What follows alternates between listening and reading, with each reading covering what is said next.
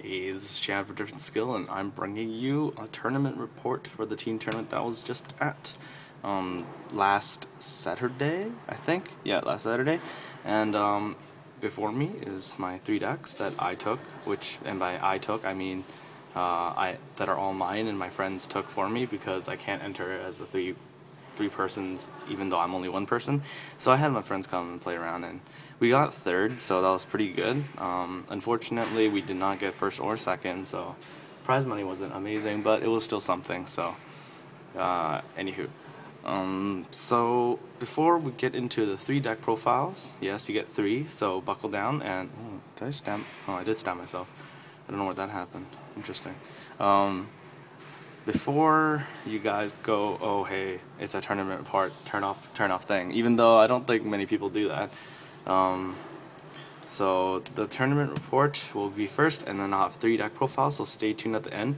One of them does include this deck profile, which is a new deck I have, and even though it does look like an old deck, you'll be surprised. So stay tuned for that. There's 2 other decks that I will not disclose right now, so I'll move right on. So first round I played against Spike Brothers, and it was the Dead End Dragger build, but unfortunately and fortunately for me, my opponent got grade stuck, and as did I. However, with Conroe I was able to find my Aramo, and then I only had 1 turn of getting grade stuck because I cycled through like a couple of cards on turn 2, and then on 1 turn of being grade stuck, and then I found my grade 3, which then propelled me to victory. He was playing a weird starter, so because I'm pretty sure if he was playing Mecha Trainer, he could have easily been playing the 1 Aramo like I do, or the Aramo in Spike Brothers, and he probably could have found his grade 3 a bit faster. So that was kind of it, and moving on, I won that one. Wait, did I? Yes, I won that one, but whatever. That was kind of one of those weird games. Vanguard was like, meh, whatever. Game 2, I played against Perfect Riser, and I was kind of salty, but at the same time I did the, it's Vanguard. So, against Perfect Riser, for those of you who do not know what Perfect Riser is, basically it relies on having risers in the soul and the rear guards. If it doesn't have a riser unit in the rear guard, it loses 2,000, so it'll be a 9k on my turn, and it gains plus 3,000 for each riser unit in his soul. So it was kind of one of those games where it was not too bad, but unfortunately I would control this field as hard as I could with all my Seal Dragon shenanigans and my Heat Nails and my Kunaras, but unfortunately his Vanguard was still kind of sizable. It was 15 with no boost, and then I guarded for 2, and he got a double trigger, and I almost died. I was left at 5, but unfortunately, guarding for 15 and then having to take the damage, and then it kind of went down from there. Again, it was Vanguard, so I felt like I was ahead the whole game until he hit the double trigger, and then I kind of lost from there. But as always, it's Vanguard, so you kind of have to expect something like that will happen, and people will just go all on Vanguard. Because if that didn't go through like that, I think I would have been much better, because I would have just had that attack blocked, and I'd take the other attacks and then be fine. Even if I did take the crit, I would still be at 5, but I would have to waste less cards in my hand. So on the 3rd round, we got our bye, because it was round robin, so everyone does have a bye. So it was, we just went outside, went to the arcade, chilled out, and came back in. Anywho, that wasn't very important. Next game I played against, so round 4, I played against Pale Moon, so it was kind of a stomp. My opponent got grade stuck again, and I'll tell you one thing, consistency is pretty important in Vanguard. He was soul charging some of his grade 3s, and he had that look on his face where he was like, and then I was like, get wrecked, because, greedy soul charging means, you get wrecked. Anyways, so that game, I kind of lived the dream, and I'll explain that later, because if I explain that now, I would ruin the deck profile, so you guys gonna have to wait for that. I won that game inevitably, so whatever. The next game, and the final game before the semifinals, there's two groups, and each group had 5 teams. So in total, it was 30 players. And then the last team I played against before the finals was Spectral Duke, and this was a Chrome Jailer Duke build, and I would say I was very ahead in the whole game. And then yes, once again, double trigger, and I lost. So first of all, I got to go first. So in my opening hand, I held my Kimnara, and as Spectral Dukes are, they go Ride Chain, get the grade 3 or the grade 2, because, you know, Spectral Duke players are amazing, and I cannot do that. And they play their grade 1 in the back, attacked, and passed, and I played Kimnara, Soul Charged it to kill his grade 1, therefore not allowing his Ride Chain to work.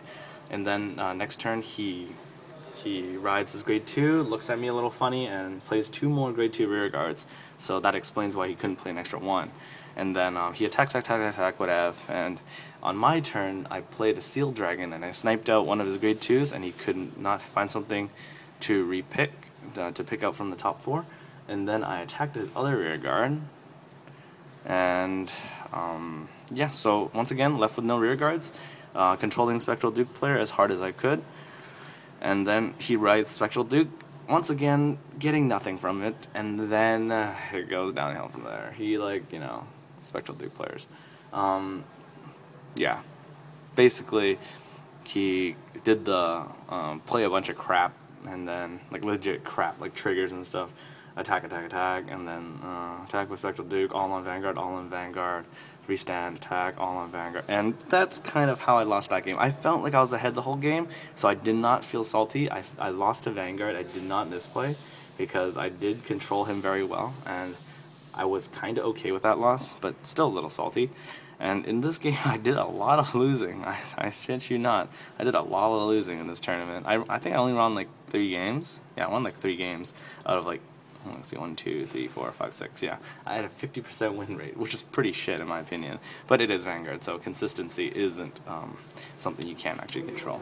So in the semifinals, I played against Phantom Blaster Dragon, which I got 2 break rides in a row into my final grade 3. Still lost because I hit 1 trigger within 12 of the within all of the double checks. So Dauntless attack. I got 1 trigger in all of those, and then I got heal triggers non-stop in my damage, but unfortunately it was too late because the side effects of Dauntless Drive Dragon, which cripples your hand, it caught up to me and I just couldn't guard. But then luckily for me, I got like 2 heal triggers in my damage, and then 1 on my final attack. But in the end, I just didn't have the resources to compete with something that didn't have to spend as much, because he did cross ride, so it was kind of difficult to attack the Vanguard, especially since if I don't have more rear guards, Dauntless actually is only attacking for 11, so that's actually pretty crappy. So I had crappy rolls all around, and my one man army did not stand up to that, because, you know, getting triggers is kind of important. As I do admit, and I'm sure most people do admit, that Vanguard is a game where if you don't get triggers, it's really hard to win, even if you're playing a powerful deck like Dauntless. Because if you don't get triggers and your opponent don't get triggers, then you'll win. But if your opponent gets triggers and you don't get triggers, no matter how strong your Vanguard is, you're probably still not going to win. So that was that. And the last game I played against Tachikaze, I believe I saw on this list it was Ancient Dragon. I saw a bit of this on the anime with whoever that guy is, and he was like constantly sacking his things for like gigantic perfect guard, gigantic numbers. So on turn 1, I actually went Conroe search for Seal Dragon Rhinocross, which is my perfect guard, and then I had 3 attackers on the first turn. He attacks me, gets a crit, so I'm at 2, and then I attack for 3. He blocks 1 of them and takes 2. And then on his grade 2, he rides a single card, calls a single rear guard behind his Vanguard, attacks, gets a crit again. I'm at 4 damage already, so I'm pretty screwed. And then I thought I was going to lose from there. But then, luckily for me, basically my hand was all grade 1s and 2s and 1 grade 3, and my 1 grade 3 was Dauntless Drive Dragon.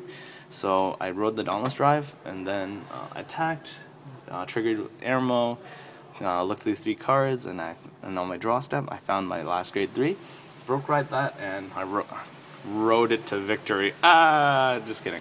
So that was kind of my tournament report. It was pretty dry, to be honest.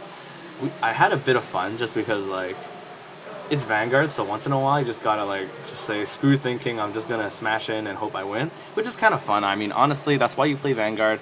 Vanguard's not very calculated, so, you know, as much as in the same sense as Waste, you can not misplay. but then it's really hard to misplay in Vanguard, so whatever. It's basically common sense. Anyways, that's not important. So overall, I had fun. We won like $5 a person, which wasn't terrible, so whatever. So I'm gonna go on to deck profiles. Each one of these is semi-unique except for the one in the middle. So this one is the one my friend Jfu took, and some of you might know him. And as always, he was playing his my Royal Paladins, but Royal Paladins nonetheless. So the deck plays one Escalpade the Blaster. For those of you who don't know what Escalpade does, it's a level 3. It V's in the Vanguard zone. You cannot ride him as a grade 3, I believe, unless you have a grade 3 in your soul. So you have to ride him over a grade 3. I believe that's how it works, or it might just be he cannot attack if he does not have a grade 3 in his soul. If he's played in the rear guard, he immediately dies. There's a bajillion restrictions. So basically, the only way you get to use him is if you ride him over a grade 3 and you have Blaster Blade in the soul. There you go. Simply put, Counterblast 3, when Counterblast 3, this unit can attack all the units in your opponent's field at once. So similar to Vermilion Kaiser, except it hits even in the back row. So it's a pretty powerful effect, and then when you attack, you Soul Blast everything from your soul unless it's a unit named Blaster Blade. And this unit gains plus 2,000 for each unit Soul Blasted this way. So usually you get around like 6k from it. And at the end phase of your turn, send this card to your drop zone and re-ride a Blaster Blade from your soul or from your drop zone. So essentially he's an all-out burst, and then he returns to being Blaster Blade. It's pretty cool. I don't think my friend ever used this once, because, you know, it's not a practical thing, but if you have it and the stars align, you're probably going to win with this, because you get a +5 of it, so it's pretty cool. One Gancelot, mainly as your 5th Blaster Blade. Never had to ride it, because, you know, if you get it, just perfect guard with it, and if you're out of Blaster Blades, especially if you have a Blaster Blade, just change it for a 5k. One Soul Savior Dragon. This is very important because of consistency, as I said. I believe it was against me, 3 people got grade stuck. So, as always, consistency is an important part of Vanguard, because getting grade stuck sucks and no one wants to do that. So, this is very important to search for a grade 3 if you needed it. 2 Dignified Gold Dragon, because my friend who was going to lend me Palamedes did not tell me that it was in English, and I did not want to double sleeve my deck, nor did I have double sleeves on me, so I could not use the English Palamedes. So therefore I had to deal with Dignified Gold, and it was not bad. My friend said it was okay. It was like it was about as good, because it was hard to, like, you know, get 21s on rows anyways, so this was fine. And then, of course, 4 Alfred, and of course you see that there are a lot of grade 3s in this deck, but it's okay because most of these things have second purposes. Like Soul Savior Dragon is something you can tutor, so it's nice, and Gancelot is grade 2, so theoretically there's only 8 grade 3s here, theoretically, and 1 grade 4, so, there's 6 grade 3s, 1 grade 4, and 1 grade 2.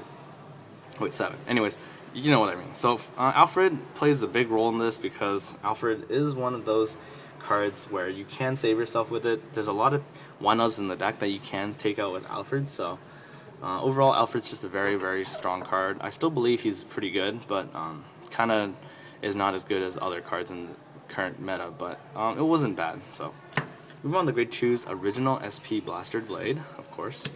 4 Blaster Blades, because you want to ride Blaster Blade as often as you can, even if you're not planning on using Escalpade the Blaster, since your starter is Wingold Brave, so preferably you can ride it, hit with it, and search for another Blaster Blade, just because it's quite nice to have that. And from my meta analysis, I'm playing 6 10Ks. This was because of Link Joker and how Mobius Breath is a 9K, and most people don't expect the high amount of 10Ks, so that most of the time they will move like that unicorn thing, that Star Vader Dust Tail I think it's called, and they will put it behind their Vanguard, so Mobius Breath will have a hard time hitting this, which is very important. So this came in handy a couple times I saw from my friends, so it's not bad. And 1 Gordon. Of course, Gordon is a pretty bad card before, because it gets bullied by Dragonic Overload at the end when it's cross-rided. So, but now it's pretty okay, because of course you can search for this with Alfred as a 10k intercept, which can save your life once in a while, so it was kind of cool. Also, it was just one of those additions at the very end. 4 Marin, just because, 3 Pongal, because, getting grade stuck sucks. This guarantees that you get your grade 3 drop, so it's very, very nice to have. 2 Lien, generally you put it behind the Alfred and filter out cards you don't need, especially with all the grade 3s in your deck. 3 Isolde, because, I didn't have 4. That's mainly it. And as a replacement for Isolde, 1 Starlight Unicorn. Now, yeah, I know, it's a Starlight Unicorn. It has been useful when you call it behind an Alfred, give the Alfred 2k, and then it hits for 22, which gets over 11k. It does happen sometimes, but not very often. Wingo Brave, as I said, is my starter, and of course, that's pretty self-explanatory. This was 7 crits, 5 draw, and 4 heal, so that was kind of the deck. So I'll put that away now, and moving on. One thing I felt that won us this tournament, or placed us high in the tournament, was the consistency factor. Oh wait, no, that's my deck. I was wondering why this sleeves look so new. Oh, look at that. Doesn't that look beautiful? Anyways, the consistency factor really did help because none of us got grade stuck ever. Of course, in my deck, I sacked it, so to speak, and I did grade stuck once, but I did manage to get out of it with Airmail, so it was okay. So this deck is my famous Garmore Bunny deck. Once again, the 4 Garmore is really important because Counterblast 2, search for Dindrain, Soul Blast 1, draw a card, keeps your hand big, and every time I looked over to my friend, he had like a 8 to 12 card hand every time, and every game he wins with about 7 or 8 cards in his hand. So this deck proves that it can hold up against the current meta. Another thing is my friend played against 3 Link Joker decks and only lost to 1 because he went Break Ride, Nebula Lord, and 30k all around guys, and I hear a lot of people lose to that. So overall, this deck held out really well. My friend only lost 1 game, and it's probably because he's a good Vanguard player, and that friend was Stanley. If you guys go on Pojo, you might know who this Stanley person is. So yeah, it's very good. For Pelennor, unfortunately my friend did not really know what Pelennor did. Once he called it off the Springbreeze Messenger, put in the rear guard, and said go. I facepalmed really hard, but then he ended up winning anyways, just because of the sheer advantage this deck gives. Instead, he could have Superior Road in the battle phase, got another attack with the Vanguard, probably won straight up there. But unfortunately he didn't, so whatever. He still won, so that's what matters, I guess. And as always, proved to be good in the meta. Boom, 7 10Ks because of, I didn't see the Mobius Breath hit once, and because he had this, and the Mobius Breath was boosted by a Star Vader, Comet Tail, or Tail Dust Unicorn, whatever it's called, the starter, and then Mobius Breath could not hit this very well, so very important. I think in this meta this is very important if you're afraid of Link Joker, but of course Link Joker players can realize this and just boost it with something else, but fortunately for me, no one actually realized that in time, because no one expected anyone to play 10Ks, I guess, because there's so much better things to play, but worked out very well. For Vivian of the Sacred Bow and whatnot, very powerful card. If you hit with it, you get a free +1, and that's basically it. Of course, you can call Pelennor off the top, but you have to be a giant sack, which has happened before. But yeah, my friend basically got Dindrain off Springbreeze Messenger every single time, so it was pretty good. Let's see, for Gareth, self-explanatory. For Dindrain, why he's called Garmore Bunny. I did take out the Lopier Shooter just because the 9k would be a target for Mobius Breath, so I did not decide to put those in. For Halo Shield, with a hand this big, Halo Shields are very nice. So, and 1 Nimue as your other Vivian, your 5th Vivian, does hit pretty well in the early stages of the game, but once they ride an 11k, this card is kind of useless. So, that was it. The 2 Bunny Springbreeze Messengers, of course I like to run 2, and my friend actually had one in the rear guard zone, and then that was the turn he could have won with Pelennor, because it was in his rear guard and it was the last attack. His opponent could not guard it, so he soul charged it and got the Pelennor, and I thought he was going to win there, and then he just passed, so I was kind of disappointed, but that was okay. 4 heal, 4 draw, and 8 crit. So 4 here and 4 here. So that was that deck, and of course, without further ado, I'm going to put these together. and I'm going to review my Dragonic Overlord Psych. It is not Dragonic Overlord. The end, it is my Dauntless Eclipse deck. This was actually one of Card Otaku's decks, which he told me about ages ago, but at that time I quit Vanguard, like retired from Vanguard already, so I did not pay much attention. So I asked him about this. He said, dude, I told you about this ages ago. I'm like, oh really? Okay, that's cool. But this was actually in my deck because I could not find the 4th Amber Dragon and my cards did not arrive on time. So I was talking to Card Otaku that day and I was just like, oh, so what do you think I should run as my 4th? He's like, oh, well, you should run an SP, like just because like we're pretty silly about Vanguard. So he's like, you should run an SP, and he's like, don't you still have your SP to the end? And I'm like, all right, sure, I'll run the SP to the end. And then, fortunately enough for me, I had the pleasant joy of riding this card and attacking my opponent when he was at 3 damage. Like, I had no choice. I had no other great 3, so I rode this anyways. He was at 3 damage. He attacked and he perfect guarded it, just because he was afraid of me Persona blasting. Because everyone that played me knew who I was as, you know, Chan, and they all know that I love my Dragonic Overlord at the end. And it was hilarious because this is the only copy in my deck, so it was pretty funny.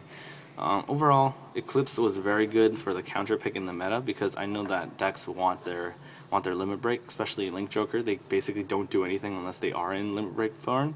So it was a trade-off. Give me my 2 units, you can have limit break. A lot of people took that trade, some people didn't, which was beneficial for me either way, because in the format right now, it doesn't really matter how much pure card advantage you have because of how powerful like break rides and locking is. So as always, the Dauntless drives.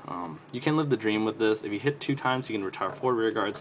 Unlikely as hell, but happens once in a while. This did happen to me against the Pale Moon player because he guarded for 2 triggers and I went #YOLO, and I promise I will not say that for the rest of this video. And I got double trigger through it, killed 2 things, and killed 2 more things, and I lived the dream, so to speak. It was very fun.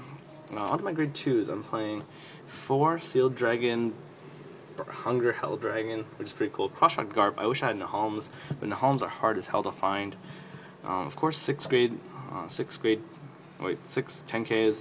Didn't prove very useful for me because I did not play against the Link Joker, but it was pretty good considering like I can just play it against the 10K and attack it, and it was kind of good to be the aggressor sometimes, and 10Ks are quite important for that. 4 Sealed Dragon, Shamburley, or whatever the hell. I love this card so much. Counterboss 1, retire a rear guard. They search the top 4 cards for a grade 2 and play it, and if they choose not to, it's a solid +1 for 1, and if it's not, it's a break even, which is fine, because I do use Kimnara, so break evens are completely fine for me.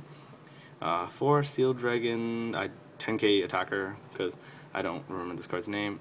Pretty good in general, because if you ride Sealed Dragon, Hunger Hell Dragon as your grade 2, this card is a 10K, so you can really lay down the beats, so it's pretty nice to have. 3 Sealed Dragon Cyclers, and they have grade 2, you can discard a card and draw a card when this comes into play.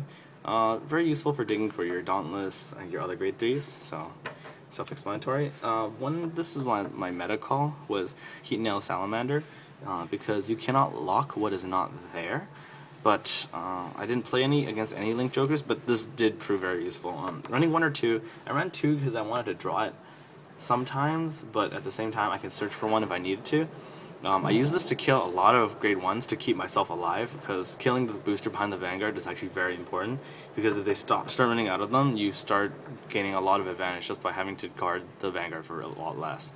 So it's pretty good. I would not run more than 2 just because the power level of the deck doesn't allow it. So like you hit 16 a lot because you have a lot of 10Ks. So this is actually, it's not that great because if you had to boost it with a 9, which is boost a 9K, which is very possible.